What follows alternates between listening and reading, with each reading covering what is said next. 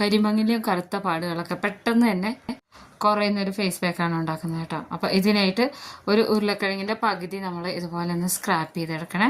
നമ്മളെപ്പോഴും പിഗ്മെൻറ്റേഷൻ ഉള്ള ഒരു ഫേസ് പാക്ക് ഉണ്ടാക്കുമ്പോൾ പൊട്ടറ്റോ ജ്യൂസ് ആഡ് ചെയ്യുന്നത് നല്ലതായിരിക്കും. എനിക്ക് നല്ല റിസൾട്ട് കിട്ടിയിട്ടുള്ളതാണ് കേട്ടോ ഈ ഒരു ഫേസ് പാക്ക്. അപ്പോൾ സ്ക്രാപ്പ് ചെയ്തെടുത്തിട്ടുണ്ട്. ഇനി ഇത് ഞാനൊരു പാത്രത്തിലേക്ക് ഇതിൻ്റെ ജ്യൂസ് എടുക്കുകയാണ് കേട്ടോ. ആദ്യം ഇതിൻ്റെ ജ്യൂസ് നന്നായിട്ടൊന്ന് പിഴിഞ്ഞെടുത്ത ശേഷം കുറച്ച് വെള്ളം ഒഴിക്കണം. നമ്മൾ കുറച്ച് വെള്ളം ഒഴിച്ചിട്ട് അതും കൂടെ ഇതുപോലെ പിഴിഞ്ഞെടുക്കണം. ഇനി ഇതിലേക്ക് ഒരു 1/2 സ്പൂണോളം റാഗി പൗഡറാണ് കേട്ടോ. റാഗി പൗഡർ, മുത്താറി പൗഡർ എന്നൊക്കെ പറയും.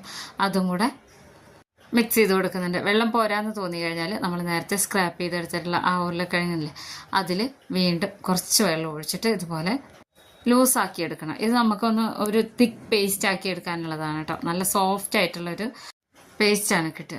അപ്പോൾ ഇനി ഇത് നമുക്ക് നന്നായി ഉടച്ചു കൊടുത്തതിന് ശേഷം ഒട്ടും കട്ടയില്ലാതെ സ്റ്റൗവിൽ വെച്ചിട്ട് ലോ ഫ്ലെയിമിലാക്കി വെക്കണേ. അപ്പോൾ കട്ടയില്ലാതിരിക്കാൻ വേണ്ടിയിട്ടാണ് കേട്ടോ നമ്മൾ ഇത്രയും വെള്ളവും കൂടെ ചേർത്ത് കൊടുത്തിട്ടുള്ളത് ഉരുളക്കിഴങ്ങിൻ്റെ ജ്യൂസിൻ്റെ കൂടെ.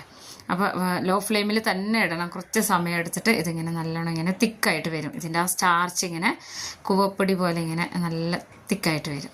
അപ്പോൾ അതാ നമ്മുടെ ഫേസ് പാക്കിനുള്ള മാവ് കുറുക്കിയെടുത്തിട്ടുണ്ട് കേട്ടോ. അപ്പോൾ ഈ റാഗിയും ഉരുളക്കിഴങ്ങിൻ്റെ സ്റ്റാർച്ചും എല്ലാം കൂടെ നല്ലോണം ഇതുപോലെ തിക്കായിട്ട് വന്നിട്ടുണ്ട്. ഇനി നമുക്ക് സ്റ്റൗ ഓഫ് ചെയ്യാം. ഒരിക്കലും തീ കൂട്ടി വയ്ക്കരുത് കേട്ടോ. ഇനി ഇത് ചൂടാറിയ ശേഷം ഒരു ഇൻഗ്രീഡിയൻറ്റും കൂടി ഇതിൽ ചേർത്ത് കൊടുക്കാനുണ്ട്. അപ്പോൾ ചൂടാറുന്നവരെ ഒരു 5 മിനിറ്റ് വെയിറ്റ് ചെയ്യാം കേട്ടോ. അപ്പോൾ ഇത് ചൂടാറിയതിന് ശേഷം ഇതുപോലെ തന്നെ ഒട്ടും കട്ടയില്ലാതെ ഇതുപോലെ എടുത്ത് 1/2 സ്പൂണോളം തൈര് ചേർത്ത് കൊടുക്കണം കേട്ടോ. നല്ല കട്ടി തൈര് ചേർത്ത് കൊടുക്കുകയാണെങ്കിൽ അത്രയും നല്ലതാണ്. നല്ല റിസൾട്ടാണ് കേട്ടോ. ഇത് നമുക്ക് ഡെയിലി യൂസ് ചെയ്യാം.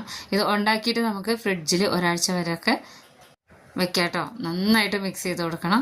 കുറച്ചൊന്ന് തണുപ്പിച്ചതിന് ശേഷം അല്ലാതെ നമുക്ക് മുഖത്ത് അപ്ലൈ ചെയ്യാം. ഇത് മുഖത്തും കഴുത്തിലും കയ്യിലൊക്കെ തേച്ച് കഴിഞ്ഞിട്ടുണ്ടെങ്കിൽ നല്ല റിസൾട്ടാണ് കേട്ടോ. മുഖത്തെ കരിമങ്ങലൊക്കെ പെട്ടെന്ന് തന്നെ കുറഞ്ഞു വരുന്നത് കാണാൻ പറ്റും. അപ്പോൾ എല്ലാവരും ഉണ്ടാക്കി നോക്കണേ. ഇഷ്ടപ്പെട്ട അഭിപ്രായങ്ങൾ അറിയിക്കാൻ മറക്കരുത്.